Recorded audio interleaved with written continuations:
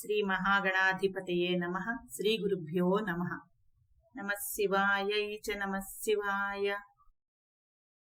దురాసా భూయిష్ఠే దురధిపగృహద్వారఘటకే దురంతే సంసారే దురితనిలయే దుఃఖజనకే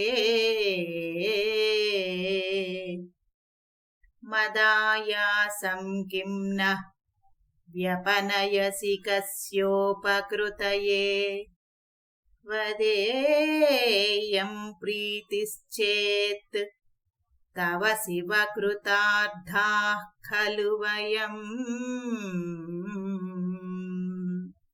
ఈ శ్లోకము యొక్క తాత్పర్యము తెలుసుకుందాము. దురాశలతో నిండినది, దుష్టులైన అధికారుల గృహద్వారములలో వేచియుండునట్లు చేయునది, పాపములకు నిలయమైనది మరియు దుఃఖమును కలిగించునది అగు అంతులేని ఈ సంసారములో నా కష్టమును ఎందుకు తొలగింపవు? సహాయం చేయమని ఎవడినడగను? ఓ శివా, నీకు ప్రీతి కలిగినచో మేము ధన్యులమయ్యదము కదా అని అర్థము. ఈ వీడియో మీకు నచ్చినట్లయితే లైక్ చెయ్యండి, షేర్ చెయ్యండి, సబ్స్క్రైబ్ చెయ్యండి.